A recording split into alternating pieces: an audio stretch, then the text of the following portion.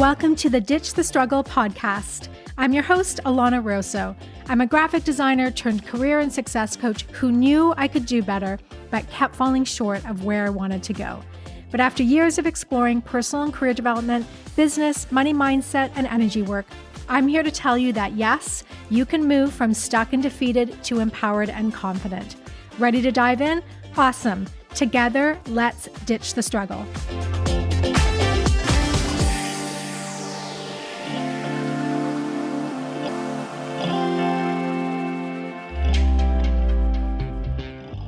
Hi, everyone. Welcome back. We have a conversation today with Lisa Jeffs. I have wanted Lisa on this podcast ever since it started. Highly encourage you guys to go back to episode 55, where I talk about burnout and I reference some incredible insights from Lisa. So who is Lisa? She is the coach for business leaders and entrepreneurs with 11 years of experience in intuitive and evidence-based high-performance coaching. She helps driven professionals break through self-doubt, step into unshakable confidence, and create success on their own terms without burnout or second guessing. Her mission to help ambitious leaders unlock their next level of success with clarity, confidence, and alignment.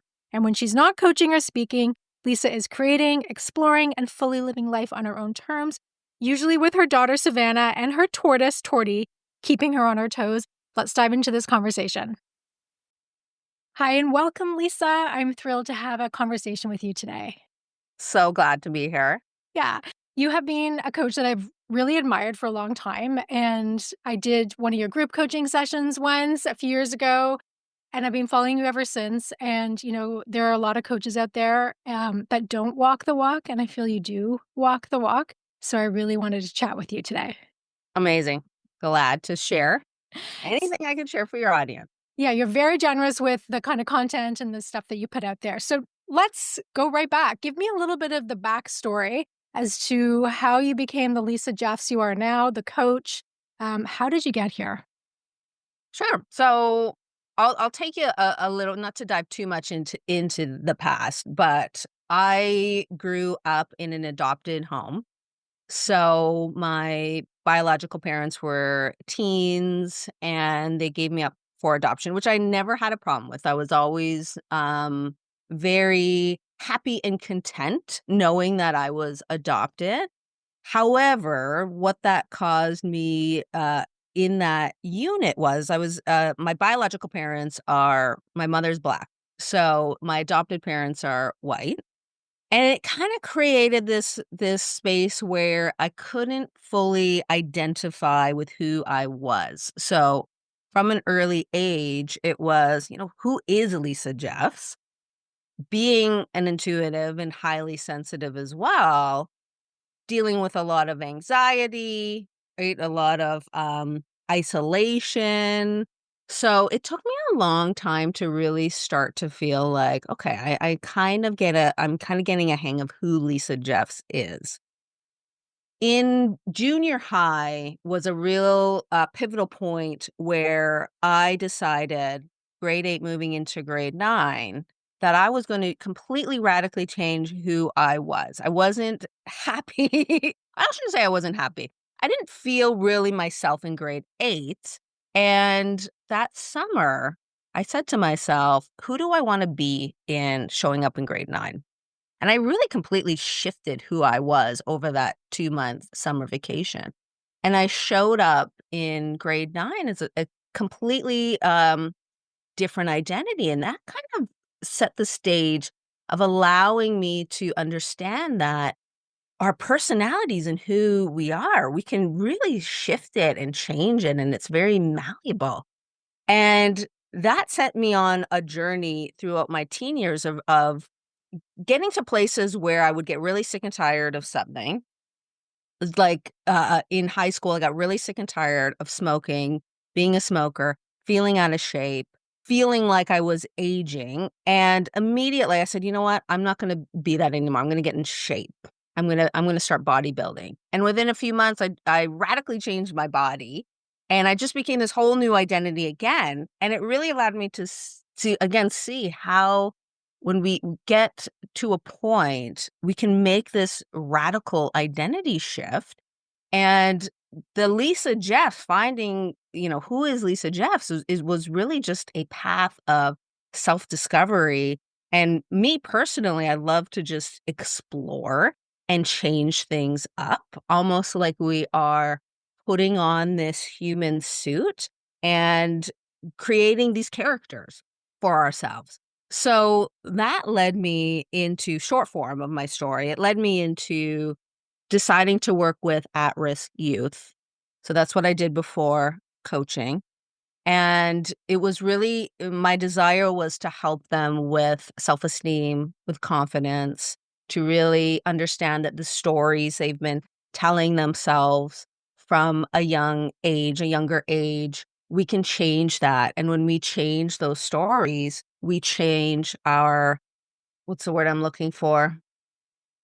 We change our internal perception of reality, and then the external starts to mirror that back. And I did that for a long time until I decided, you know what, the school board is not for me. It matched up with a lot of my values, but it didn't match up with all of them. And there were some values that I just couldn't get past, Yeah. such as autonomy. I felt very boxed in. I couldn't really be myself in that atmosphere. And that's when I kind of made the jump, and it was really more of, what do I wanna do? I have no idea. All I know is I don't wanna do this anymore. Mhm. Not that it was the kids, it was, I don't wanna be in the school board. I started playing around with ideas, business ideas, and got to the point where I said, "You know what? I'm gonna reach out to a coach just to see what she does, how she's doing it." Had no intention of working with her as a client. Had a call with her and immediately said, "You know what? I need to work with you." That usually happens. Became her client, and the coaching, it just kind of unfolded. And really what I saw was me trusting my intuition, going with the flow, um, and allowing myself to really just lean into what I believe, not believe, I know is my purpose here on this planet, which is to help and guide individuals through similar stories from what I experienced growing Su up. Such an incredible story as to how you really changed your life, and to do so at such a young age. I mean, grade 8, we are all, like, we're struggling. We don't know who we are, really, and to have that insight, like, during those 2 months that summer, where do you think that came from? You know, there's I often talk about the difference between confidence and self-esteem. So, because a lot of people intertwine both of them together, and they're very different. And from a young age, I always had confidence. So for me, it was more of, this is what I want to do, and I'm going to do it. And there wasn't a lot of, deep introspection going on. It was like, I don't like being, kind of looked over in grade 8. I want to be more of that, what I guess what people are calling out the main character energy. And I'm like, "This is what I'm gonna do." Changed up my style, changed up Yeah. the energy, and I just went for it. Because I always had that confidence. It was this self-esteem that was always a challenge for me growing up. But I can talk about that more in a bit. Yeah, I would love to know, like, how do you define self-esteem, and how is it different from confidence? So my definition of confidence, and a lot of high achievers have confidence, right? If we didn't have confidence, we wouldn't be going after what we're going after. Just wouldn't. We wouldn't be achieving much because we wouldn't have the confidence to do it. So my idea of confidence is really competence. So it's knowing that we are good at something, and it's having the courage to put ourselves out there. Whereas self-esteem is really how we view ourselves. So it's the internal dialogue. And a lot of high achievers are striving and what I call like stacking these achievements. For me, a lot of it was this subconscious need to just prove my worth. So it's really tied to our self-worth and how we value ourselves in this world. So someone can have wild confidence and look super confident from the outside, but internally, it's a whole different story, and they're beating themselves up constantly. Yeah, the self-worth, I think a lot of high achievers struggle with, even though they are able to kind of get things done and move from position to position or move up the corporate ladder or whatever they're looking to. But deep down, they have that internal battle. They're not feeling good often at the end of the day. And I know it's like this, it really, I can feel it on people and they tell me about it too. And I know exactly what that feels like. It's like, I don't feel I'm worthy to be where I am, but yet I want to achieve these things. So there's this really weird Mhm. conflict, and it's like a push-pull thing that's very draining. Mhm. Yeah, it's like this internal just chaos a lot of times Yeah. where someone knows they know they are capable, but there's also this equal voice saying, "Are we even can we even do this? Are we Yeah. good enough? Well, what happens if we're not good enough and everyone sees that we're somehow incapable of this?" And it's this constant thing going on, and it is exhausting. Yeah. And it's like, do I deserve this? I feel like deserving is a huge part of the self-esteem, self-worth piece. Do I actually deserve to have this thing, this person, this house, whatever it is? And that can really affect the self-esteem. I see a lot of in the clients that I work with where it's, I just need to do this one more thing. And I just need to get this one more Yes. certification or do this one thing, get these letters behind my name. Yeah. And then I will put myself out there or I'll go for it. I'll But feel good. Yeah. I don't feel good. And the Yeah. trick is, no, you're not going to feel good because then it's going to be something else. Yeah. Yeah, and actually as a challenge to myself, I've kind of been dismantling, like, any expectations of more initials, more certifications, not to say I don't always wanna learn, but I've kinda been like, "What happens if I just strip all this away?" And it doesn't matter if I took the initials off the design association I used to be a part of. I just was like, "Do I need this?" I'm actually challenging my own personal definition of success right now. And I think Mhm. with that is, like, sometimes dismantling some of the external thing so that it really becomes me relying on my internal compass to feel good about myself. Mhm. Yes, exactly. Yeah, a big part of what I've been doing this year is focusing in on values. And really stripping away all the BS that fills our mind with, "I should want this. I should be going after this. This is what, I should be looking for." And stripping it all away and saying, "Well, what are even my actual values that are intrinsic to me and not values that I've acquired along the way through stories and what my parents want from me and what I learned in school, and really getting to the core of what are my values, and then what is in alignment with those values? Yeah. How can I create the life and the business or the career that is aligned with those values? Because that is my view of having it all. I believe we can have it all and we can have it all at once, but it's getting our values. What are they? And then aligning our vision to those values. Yes, yes, yes, and yes. So why do you think we ignore our values or don't tap into them? I just feel like it's such an obvious thing, but yet most of us ignore it. Most people have no idea what their Yeah, values I know. Isn't it are. wild when you talk to someone and they're like, "I don't know what I value." Like, they just don't know. They've been operating, and we as a society, a lot of us, especially high achievers, are operating in a robot mode, Yeah. just going, going, doing, Yeah. doing. Yeah. And part of it is it's understanding what your values are, but then also, like, stripping down the layers and really doing introspection on, are these actually my values? Like, is this actually important to me, or is this what I think I should be Yeah. valued?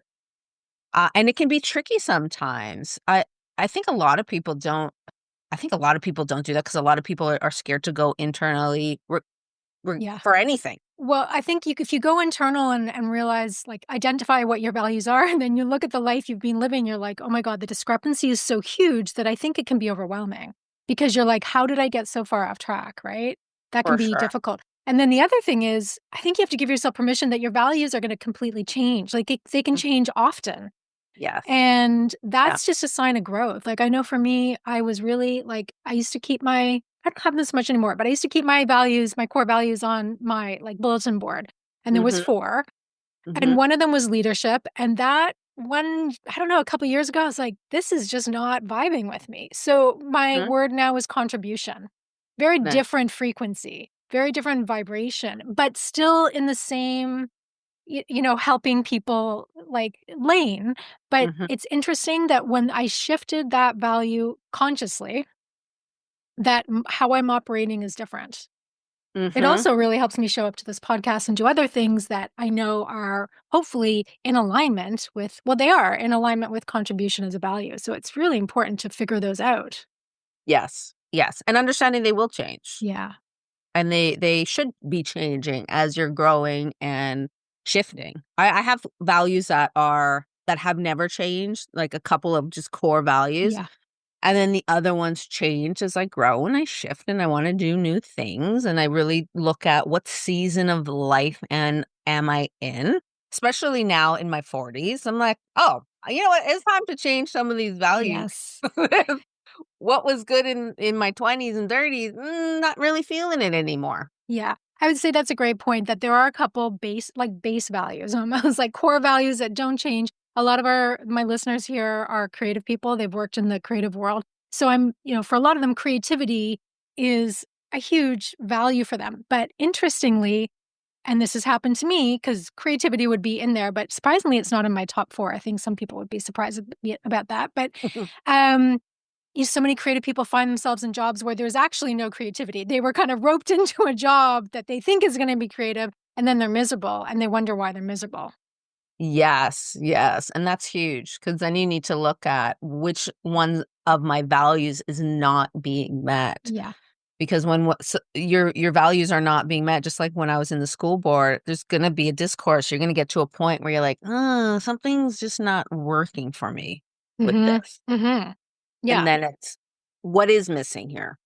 And then there's the courage you would have needed and the courage that one needs to walk away from something that is no longer like in alignment with their values. But even though it may check off, I'm sure that job checked off like maybe 8 out of 10 boxes or 7 out of 10 boxes.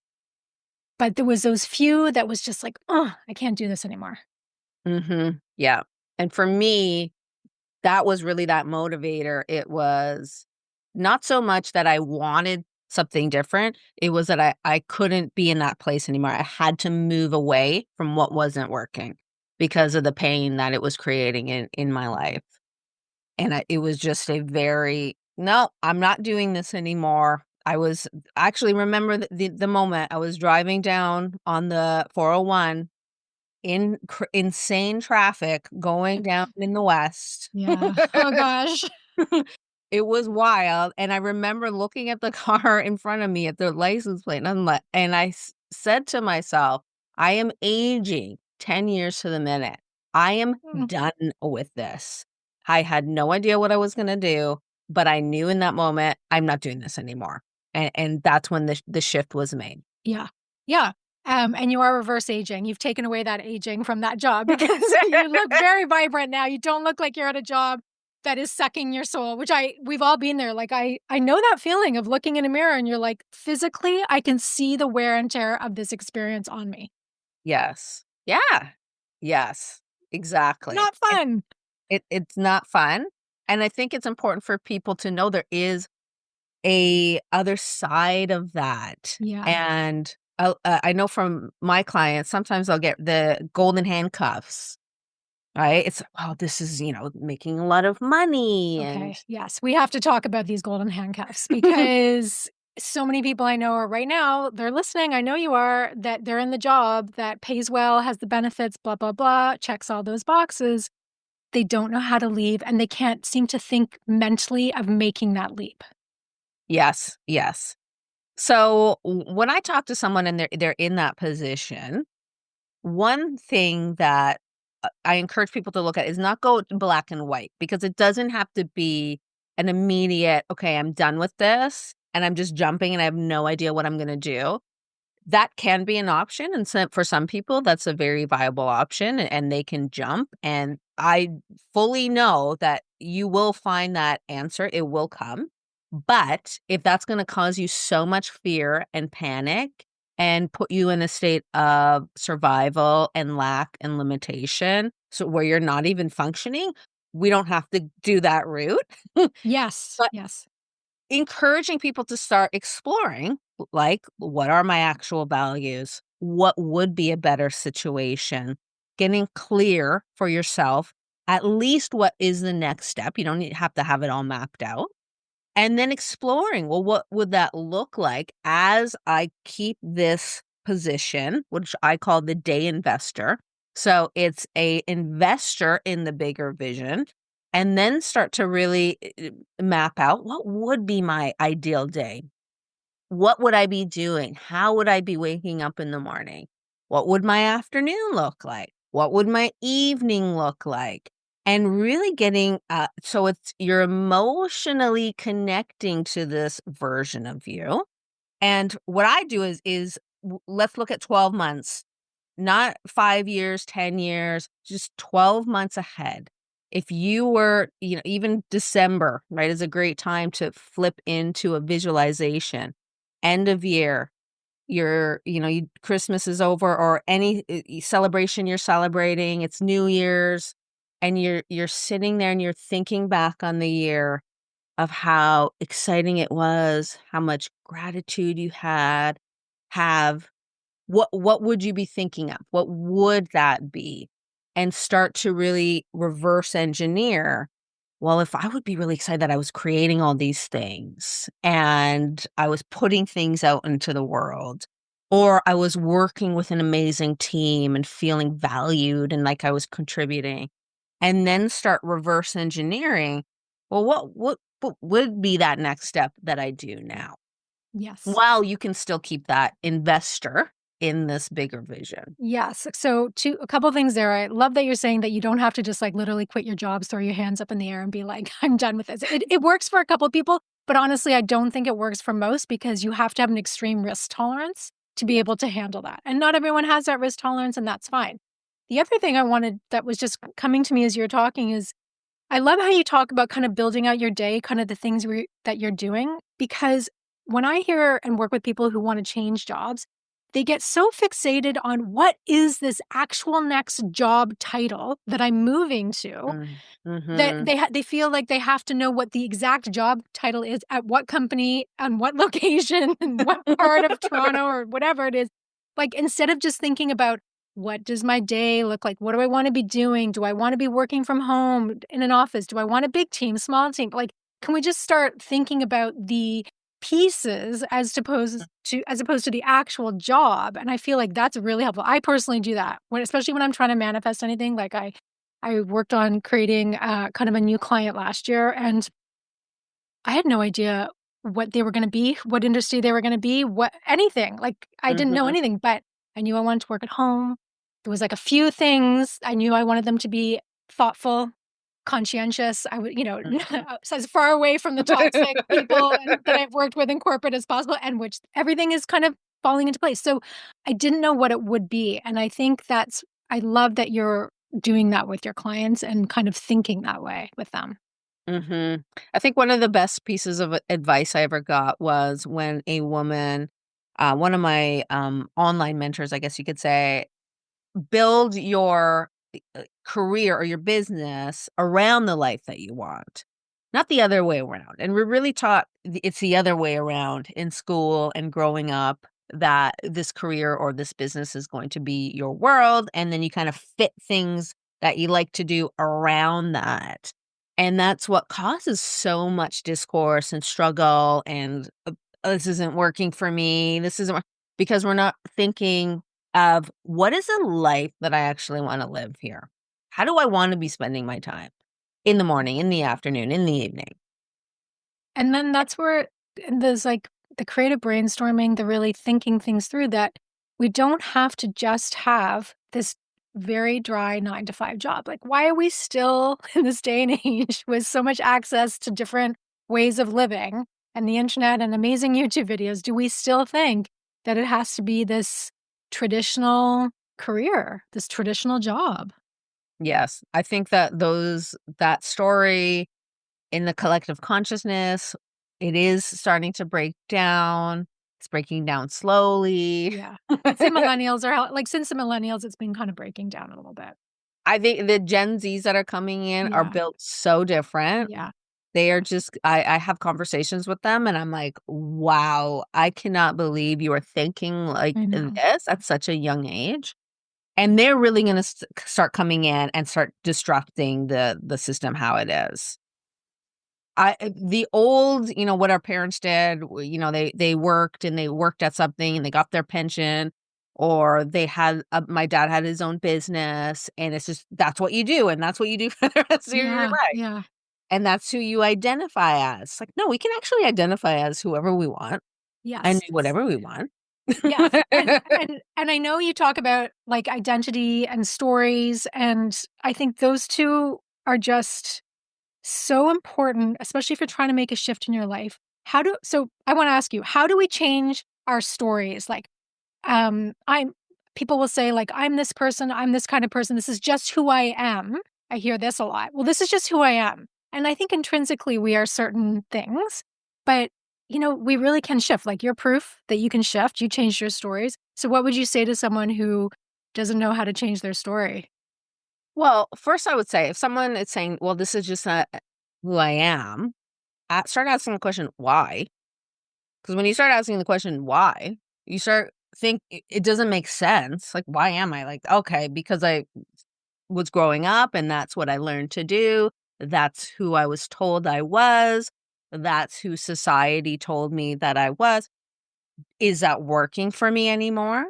Oh, it's not working for me anymore. Okay, what do I want? I really see us again as our when we look in our past, if we want to change something now, we can change it in our past. We can look at our past and say, what wasn't working for me?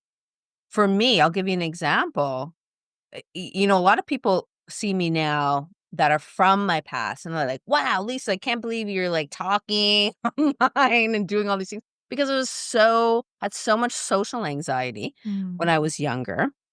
People would tell me how shy I was. And I got to the point in my teen years where I'm like, I'm not even shy. I started to question that. Like, I'm not shy. Yes, do I have social anxiety, which makes me appear like I'm shy? Yes. But how can I start to reframe that and see those individuals, their words, as they were just speaking from what they saw, not from what they knew? And I know differently. And how do I want to show up now? How do I want to be perceived? And what works for me is really looking at it in a fun, exciting way. So if someone is trapped and they're looking at their life and they feel trapped, like this is just how it is, this is just the way it is. How can we start one stripping down the labels? I don't really use labels anymore. Even labels like such as, I have ADHD. Do I say I'm someone with ADHD? No, because Yeah. I don't want that energetic box to put myself in. 1,000% agree. Love that. So start looking at the labels that are not fitting you anymore. It can be anything. Any label that's not fitting you anymore, let it go. And look at your life as in a way where I look at it as a character. So what is the character that I want to play now? Really just kind of put yourself in. If I was playing in a movie, who would I want to play? Who am I when I look at someone or I listen to music or I look at artists or I look at actors, who resonates with me? Who, when I see them, do I see them? I'm like, God, I can just feel this person in my bones. For me, it's Elvis Presley. I love Elvis Presley. Not so much like his music Yeah. is great, but it's his energy, Yeah. Yes. So, I mean, it's infectious. It's amazing. that stage Yeah. energy. So you can start to pick, like, who do I like? Yeah. Yeah. What feels good to me and have fun with it. I think Yes. a problem, especially in Toronto, is everyone is just in this box. Yeah. It's like, yes. Yeah, we don't live far from each other. I absolutely know what you're talking about. Yeah. No one's particularly happy. No, not very nice, not very friendly. Yeah. Yeah. But a lot of that is just this weight, right? A Yeah. lot of Yeah. people are feeling the weight of society, of It's what we're going sadness too. I through. think there's a huge collective grief happening right now too, and especially in Canada, but Toronto, Ontario, I would say it's A pretty lot of heavy. It's really heavy in Ontario right now. yeah. So starting to for me, the work that I do, a lot of it is frequency work. So Mhm. it's what frequency are you in right now? And you can always tell by the thoughts that you're thinking, how you're feeling, and if the frequency not to bypass, right? Because part of the human experience is allowing emotions like sadness and grief and those emotions that we don't want to ignore, but the problem is we ruminate on it a lot. And for a lot of my clients, overthinking. Like for me, and I can think something and I'm literally feeling my head going to explode because there's so much energy in my mind. Mhm. So part of it is shifting that frequency. How can we shift that frequency? How can we get out of our head, which so much of North America, we're in our head, go into our body? What does that look like?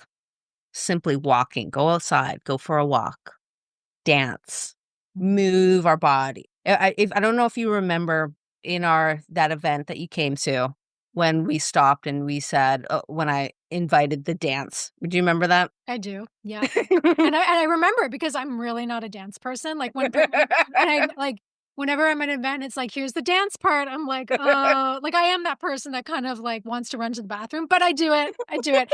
And I see the value in it because listen, you cannot have just stuff and emotions sitting in your body and you cannot be a stagnant vessel. Yes. You cannot. You have to move it. So I'm really into movement. It may not be dancing, but I appreciate why this has to happen and why we need to do the movement piece. Yes, and I'm not a particular dancer either, but I know it shifts the Yeah. frequency and it Yeah. gets the energy moving, Absolutely. and part of it is part of at least for the clients that I work with, we're not lightening up enough, right? Enlightenment is lightening up, and for a lot of high achievers, it's we're kinda stiff, like, we don't wanna be seen in our full, authentic energy of Yeah. self. We don't want to take up space. That's another one. We don't wanna take up Yeah. space. Another one, we don't want to seem like we're better than anyone else. So Yeah. we Yeah. dim our light.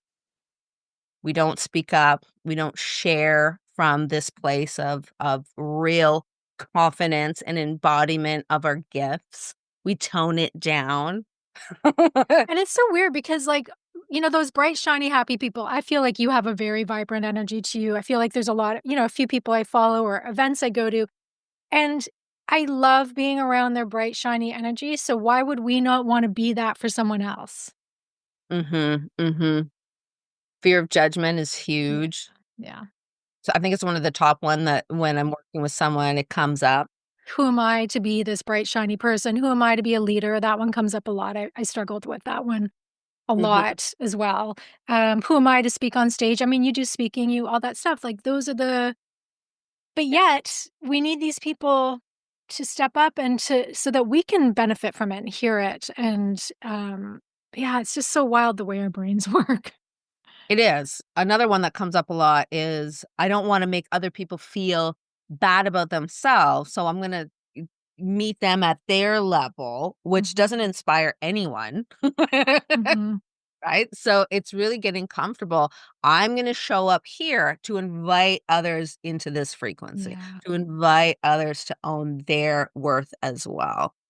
And it's getting comfortable with that because it can be uncomfortable because you will when you are your full big self, you will be judged. That is Yeah. part of it. It is, and you will be, I think, uncomfortable because you have to let go and be willing to let go of the identity that you had before, right? So for me, it was a lot of my identity was just being in a state of struggle, like that just struggle addict. It also felt like it gave me self-worth because I was working really hard all the time. So I was getting lots of praise for being a hard worker and all of that.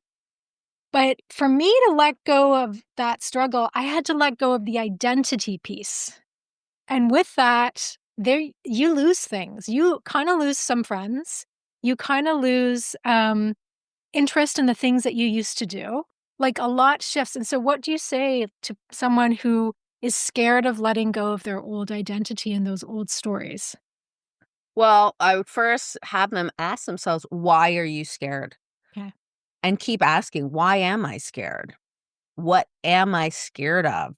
To really understand what that fear is. You know, a lot of time, well, pretty every time when we go down that rabbit hole, it has to do with, I don't feel safe or I don't feel worthy. And it's getting to a place where you can start to work on, how can I feel safe letting go? What does that mean about me? If I have friends that I grew up with and they no longer wanna be my friends, how can I feel safe in that reality? What do I need to start telling myself? What do I need to start telling myself about life itself? What is the meaning of life for me? Is it to, have this existence and carry it all forward? Or is it to expand and grow and know that as I expand and grow and experience and show up differently and allow the full expression of me to come out, that things will naturally drop away?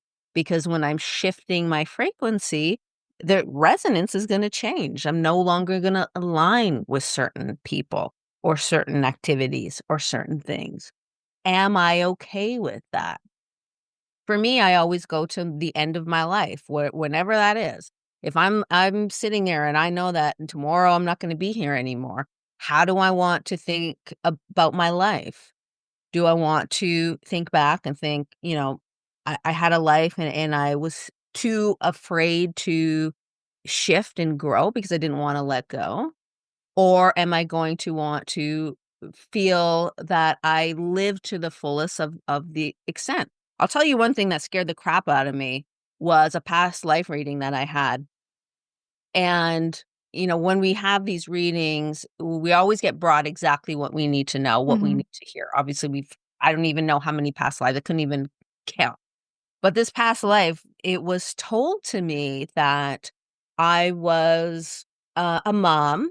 I had a husband. I was married at a very young age. I had a lot of kids, and my husband wasn't a great husband, but anyways, he died at some point, and it was just me and these kids. But the scary part that terrified me was, at the elder age, I was sitting on my porch, and I was thinking, "Is this all life is? Is this all that there is?" And I had children who were, living their life, doing the traveling, doing all these things. But for me, it was, "Is this all life is?" And that scared the crap out so much. I said, "I'm not reliving that life. Sorry, already been there, done that. I'm not doing that again." I'm not doing round two. Yeah. I'm not doing round 2. So when I feel scared of something, because I feel scared a lot of times to Yeah. shift and grow, because I have, one of my needs is to feel security, Mhm. but I always lean into, okay, am I going to let that need for security stop me from doing this, from growing, from expanding? Again, I do not wanna relive that experience, so I shift. I just kinda tilt over and say, It's okay that I need security, I know that's one of my needs. How can I give myself that security without having to hold myself back?" And that goes into the belief of, we are always supported, we are always guided. We can't feel fear and faith at the same time, Mhm. so where are we gonna lean? And I just kinda lean over and surrender and say, "Fuck it, let's Let's go. And So, you don't have to be not scared yeah. to Oh, yeah. do You have to actually, like, I've just embraced the fear peace. I mean, sometimes it can feel like it's actually is, how they say anxiety is actually sometimes excitement. Sometimes it is. And yeah, I've talked about this in another episode recently. There's that book from the 80s, I think, Feel the Fear and Do It Anyways. I mean, you don't even have to read the book because that is literally all you have to do. And it and it is I mean, that's the message but that's the ability to sit in discomfort. And so many of us are just hardwired for comfort, and our society just keeps kind of helping us have more and more comfort. So it's Mhm. really an act of rebellion now to get out of your comfort zone. Totally. Yeah. And for individuals who had a hard, challenging, early life. Mhm. So I didn't talk much about mine, but I had a lot of challenges, addiction and stuff like that. So if anyone has it's leaning back into that and saying, listen, that those moments of challenge and struggle that I went through, I need to pull from that. I need to Yeah. pull that energy, pull that perseverance, pull that determination and strength that I already did. I already know that that's what I did. And a lot of people that are in their late 30s, 40s, we grew up in a time where, yeah, we all have a story. We all Yeah. have a story of overcoming Absolutely. and pulling from that into now because we're, putting things into our shopping cart. It's getting delivered. Everything is kind of easy peasy. We can kind of live this easier peasier life. And it does hinder us to stepping up to those challenges. Mhm. Yeah, absolutely. We're just so programmed for convenience, and I feel like some people also wanna press the convenience button on personal development, like, they just wanna go to one webinar or one seminar, and they're like, "Okay, I'm done now, like, I've figured it out, and I've got it all I'm good." It's like, this is a lifelong process, right? You have a lot to dismantle, especially if most people have something challenging in their childhood, but I love that you talk about really drawing from that perseverance and drawing from that, child that was able to pull themselves through some really difficult, situations. I always say collect the evidence of where you had to just make it through and you got it done and it's you've done it once before, you can do it again. Mhm. And the confidence that gives you when you Yeah. do that, Yeah. it just takes you up a notch when you're able to face a fear, do it anyway, Yeah. and move through it. It doesn't even matter how it works out. It doesn't Exactly. even matter how it works out. Yeah, it's just the fact that you kind of went and you got, was it Brené Brown says you gotta get in the ring, right? So you have to and I think you have to consciously do it. You have to, like, set things, goals or experiences that you wanna have and put yourself through so that you can build that confidence. Like, I think it has to be a very conscious decision. I feel like you've done that for sure. Mhm. Yeah, I just kept doing. I mean, I grew up in the '80s, so there was no parents around. There Best was decade no ever. we were outside, we were figuring things out. I did not own a house key. Like, we didn't lock our house. Like, it was just like you just, like, went in and out. You just children everywhere. It was like chaos. I don't know if sometimes people were home when I got home, sometimes there wasn't. I don't know Yep. where they were. I just Yeah. Yeah, we just figured it out. yeah.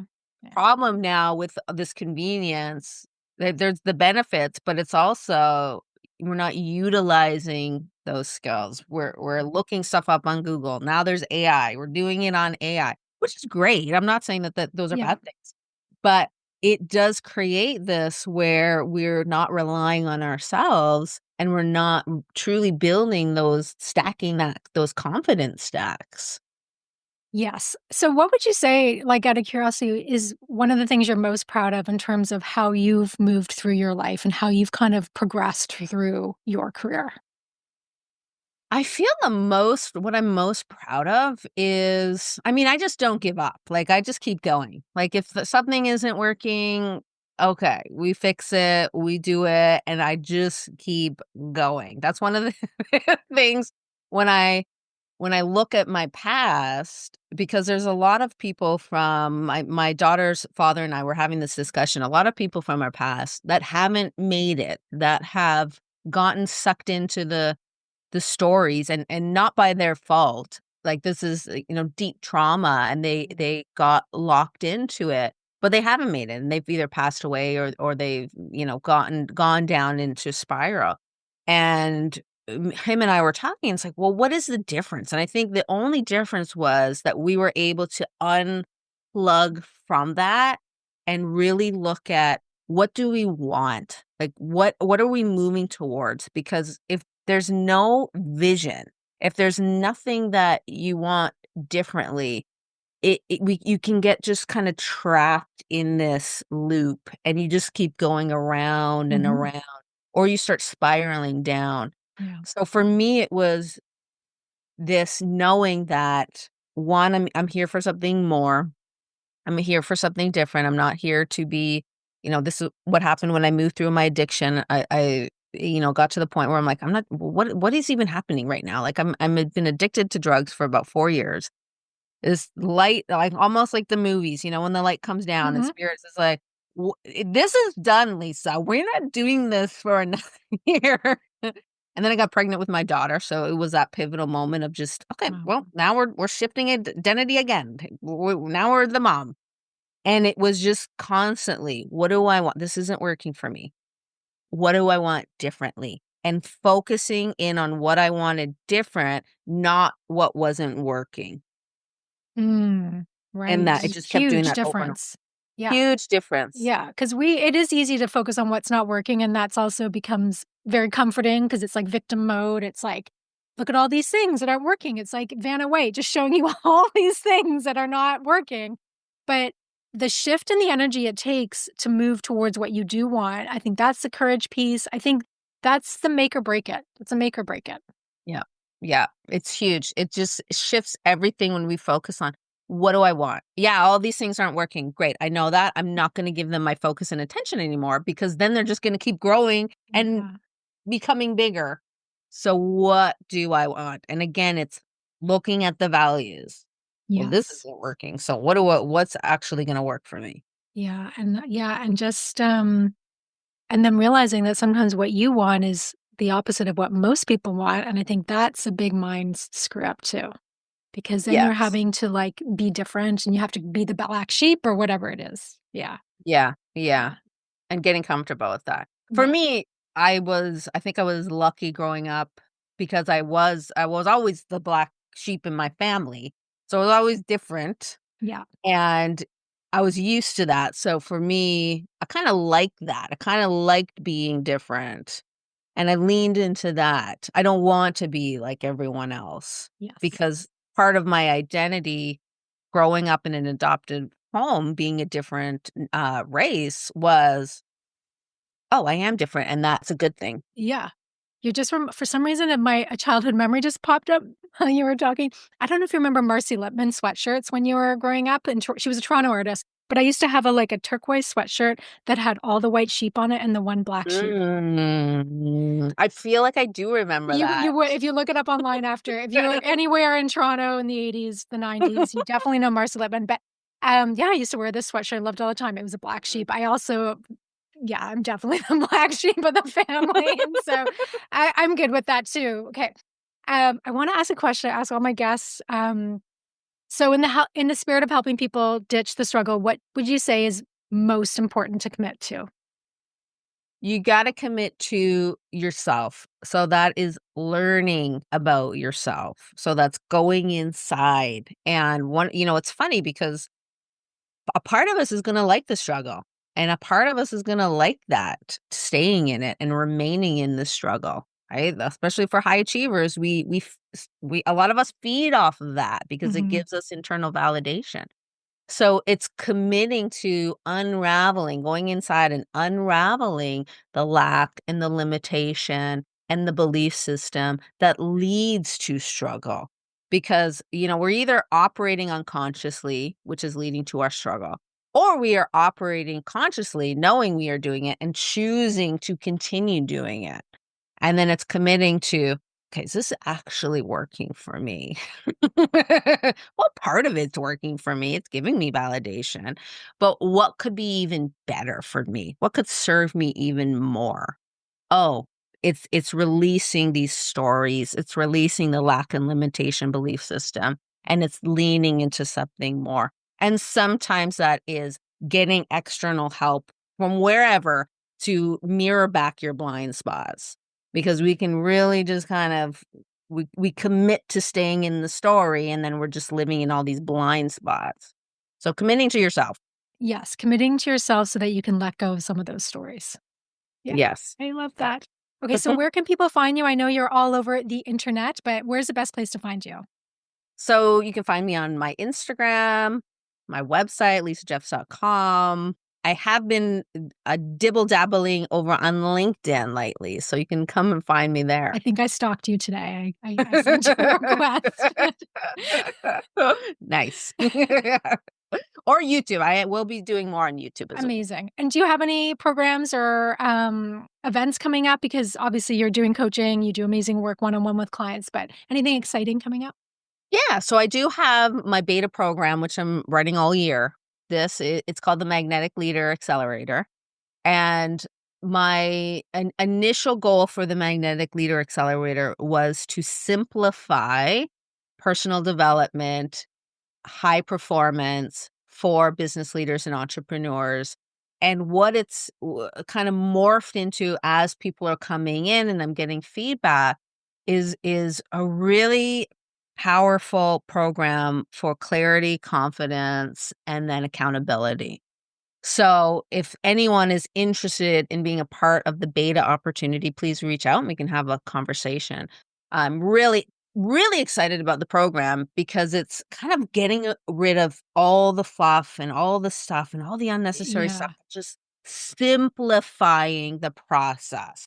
I love that because there's a lot out there. It can be, and I know, hey, I've done coaching programs where it was like just too much. It was like too much information, not streamlined. We're not getting to the heart of things. So I really appreciate that you're taking all your experience and you're simplifying things. That sounds amazing. Yeah. And I know you have a podcast as well, The Magnetic Leader. So everyone can check Yes. that out as well. Awesome. I'll put everything in the show notes as always. And I just really want to say thank you for your time today, Lisa. I've loved our conversation. It was great. Thank you for having me. You're welcome. We'll talk soon.